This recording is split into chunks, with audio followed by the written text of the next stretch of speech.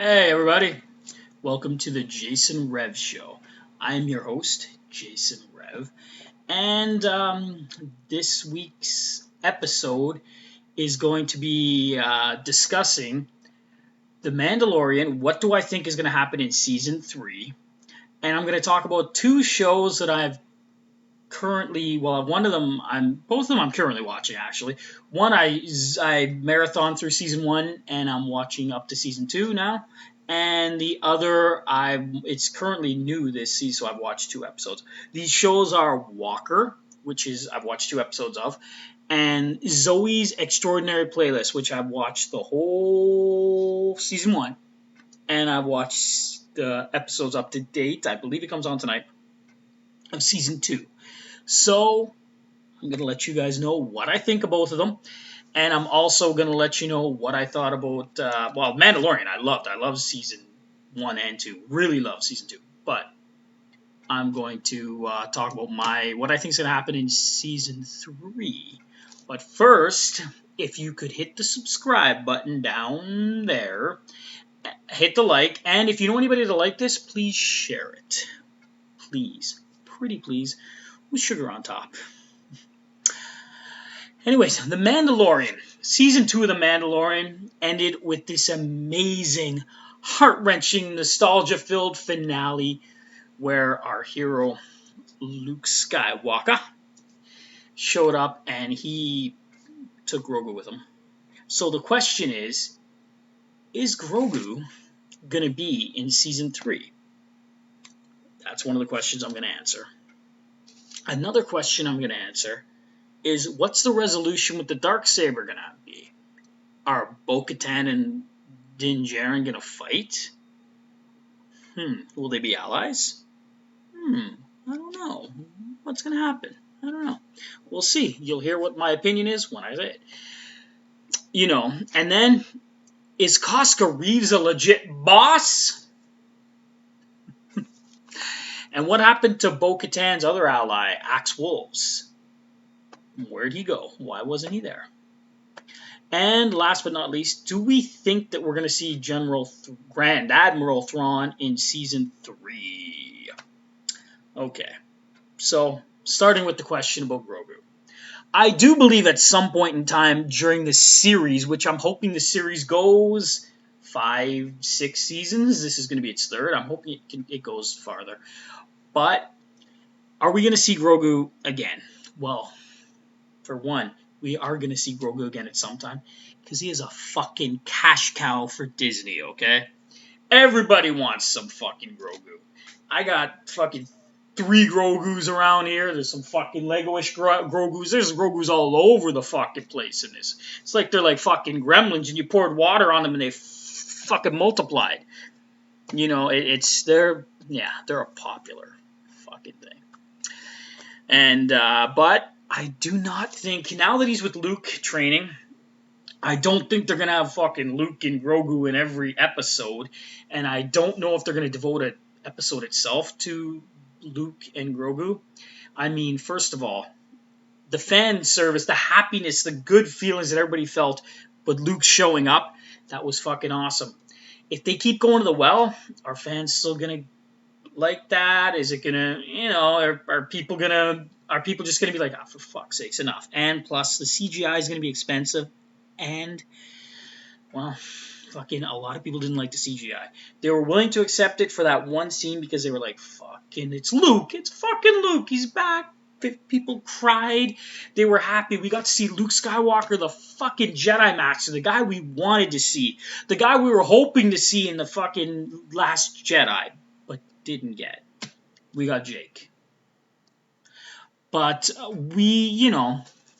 I think that they won't. I think at some point in time Grogu is going to come back. Maybe they're going to wait until that big crossover show that's going to be with Ahsoka and the New Republic, the Rangers of the New Republic, and we don't know if Boba Fett's show is going to be in there, but we know that these guys, so it'll be interesting, don't you think? Yeah, it'll be interesting, but I don't think. They're going to. But you never know. You never know. But you know what I do hope they do? If they do show it, what I do hope is that Luke brings Grogu to Dagobah. And he's on Dagobah and he trains him where Yoda was. Yeah, son! That is what I'm hoping for. That would be sweet. Sweet. I don't know if they're gonna do it like they don't even have to show, like Luke can just be like in the back, like they don't even need to, you know what, they don't even need to say Dagobah, nothing. Luke's just gonna be there, being Jedi Master while Grogu's like lifting him maybe, and or lifting R2. Lifting R2. What do you think of that? That would be cool. That would be cool. So yeah, but I don't think Grogu's gonna come back as a full-time character this season. But what do I know? I'm not writing the show. But that's my opinion. The resolution of the Darksaber, I think in the end, Bo-Katan's gonna have it, and because I don't think Din Djarin has any desire to be the leader of Mandalore. I do not think he wants to get involved with the politics. He may get, now I think of it, maybe the armorer is gonna be like, oh, you should, or the armorer is gonna try to talk him into giving it to her, possibly. But I think in the end that Din and Bo-Katan are going to be allies, even though Gran. No, he wasn't a Gran. He was just Moff. Moff Tarkin was trying to stir the shit between them and get issues, and you should kill him now. And he was trying to be a real dick. But I think that Mr. Din Djarin is going to. He's gonna realize he doesn't want to be in charge of Mandalore. So he's probably gonna go with Bo and help her. And maybe he'll have to fight the armor. Who knows? It's gonna be, we don't know. I know that I think Grandma, or I keep saying Grandma. I think Moff Tarkin will be back because A, Giancarlo Esposito is fucking awesome, and B, he was a high profile. They kept him alive. He was a high profile prisoner for the New Republic. So I don't know if Cara Dune. He might not be. He might actually be in the New Republic, Rangers of the New Republic show. I don't know.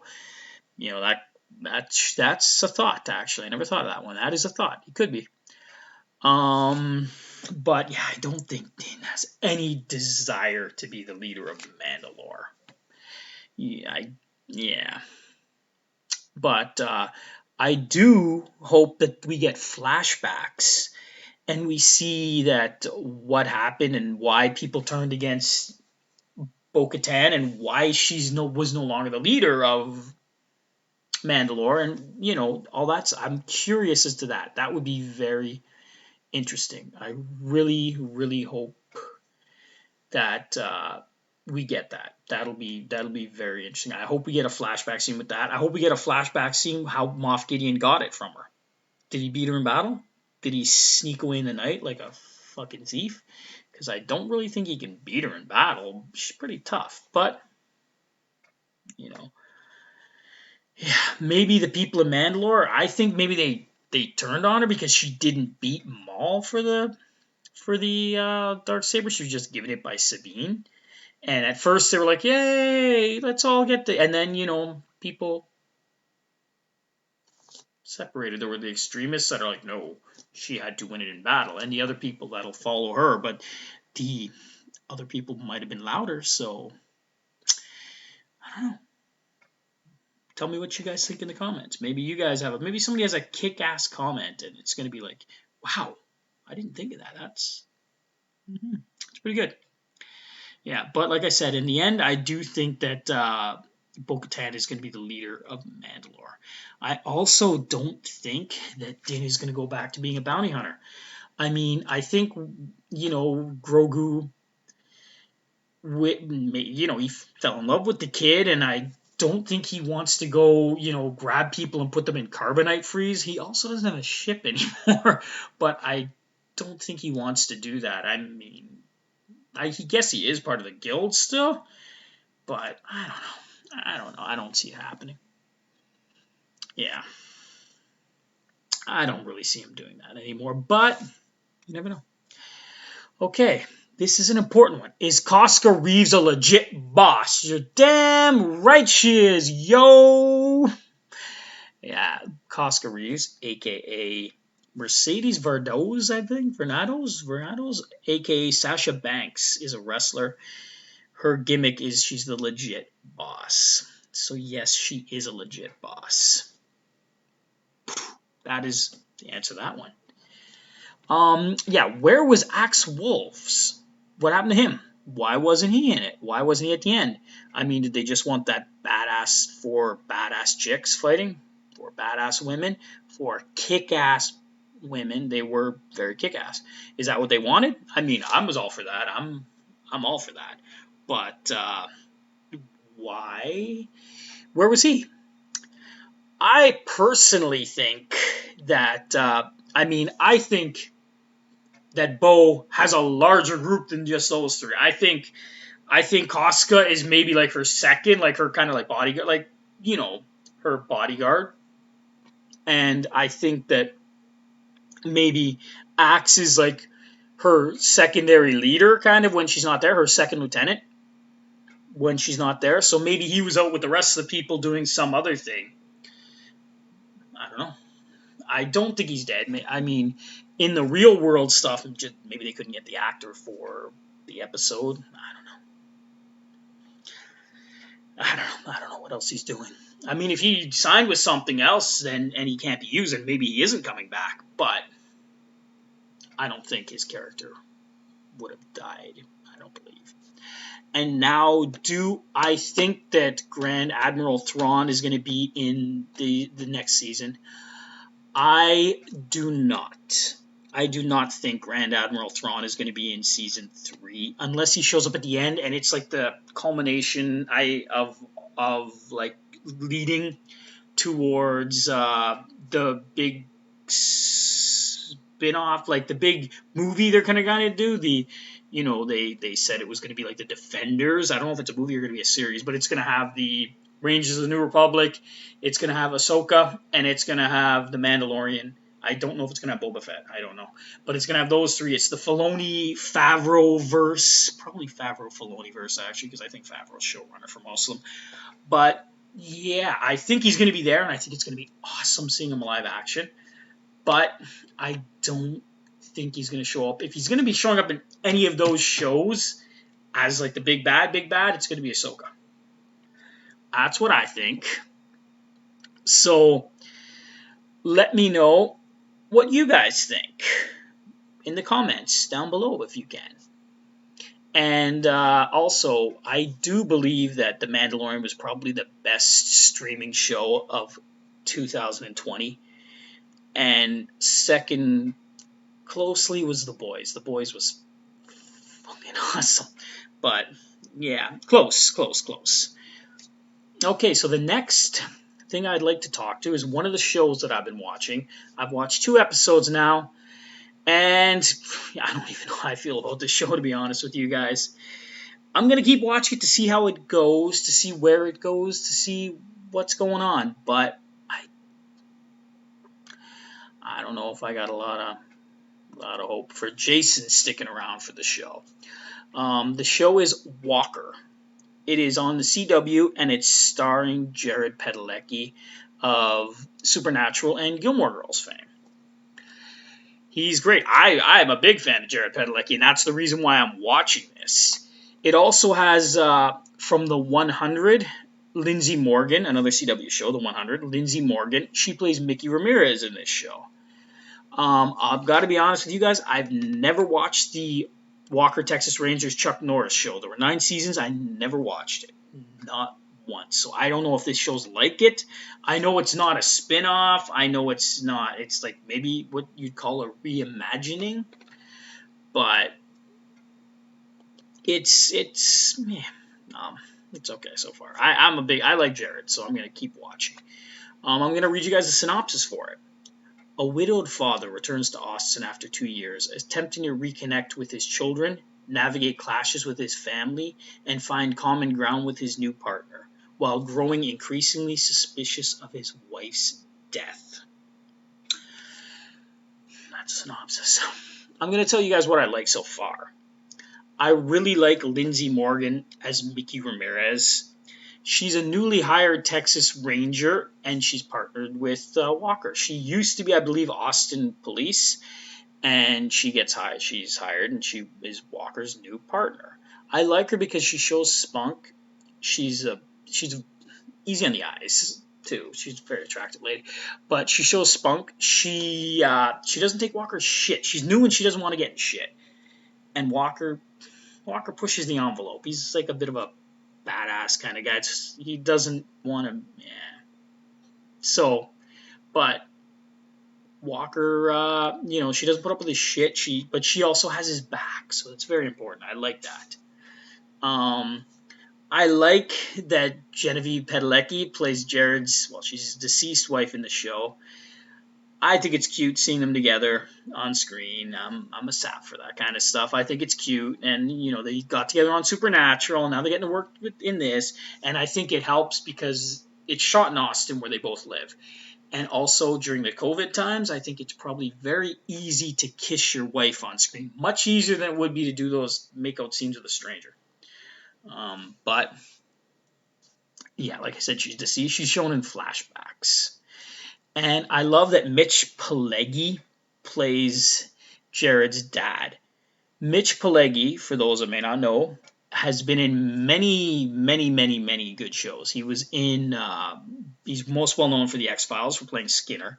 He was in Supernatural, and he was also in Sons of Anarchy, just to name a few of his shows. And funny enough, he played Jared's character Sam in Supernatural. He played his grandfather, and now he's playing his father. And the one thing I kind of like about the premise too is that a father who has never really been there for his kids, even when his wife was alive, his wife did all the stuff. Like, he was never really there, if you know what I'm saying.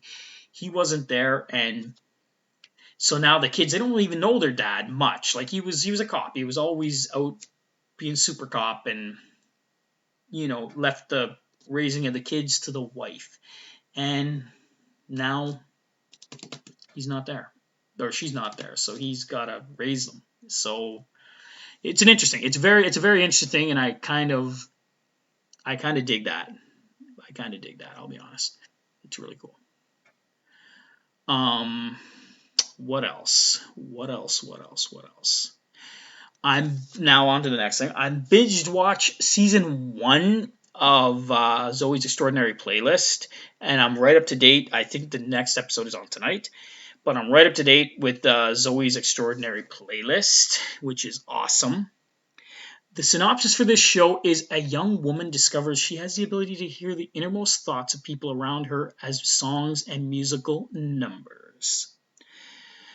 The cast includes Jane Levi from Castle Rock, season 1. She plays Zoey. Pitch Perfect's Skylar Astin. Glee's Alex Newell. John Clarence Stewart. Andrew Leeds. Kapil Talwalkar. Michael Thomas Grant. Alice Lee. The OC's Peter Gallagher. Academy Award-winning actress Mary Steenburgen. And the Gilmore Girls' Lauren Graham. So any of you out there that know me know I love my singing. I love musicals, I love watching them. I love, in my world, in my head, it's like, the world is a musical and people walk up to each other during the day and, hello, Jason, how are you today? I'm happy to see you. That's how it would be in musicals, and everybody could dance, and it'd be great. That would be awesome. Music just starts up. I got the mustard out. You Buffy fans, you'll know that. Okay, so yeah, Zoey is awesome. She's okay. How she got? It's a superpower, actually. It's like a superhero show for all you geeks out there too. So she was going to get her brain scan, and she's in an MRI, and there's an earthquake, and it's the machine starts shaking, and it downloads all of the music from the computer. The guy had a computer on with Spotify and YouTube and all this music, and all the music from there downloads into her brain. Kind of, I guess, like Chuck, how Chuck had all that information download into his brain in his show. So it downloaded into her brain, and she's like, okay, and then she's out in the world, and then somebody just starts singing to her, and she's like, okay, and she starts talking to the person. They're like, I didn't say anything. Yeah, and they're all singing. I think they're singing all by myself. Don't wanna be all by myself anymore. There's my singing for the episode.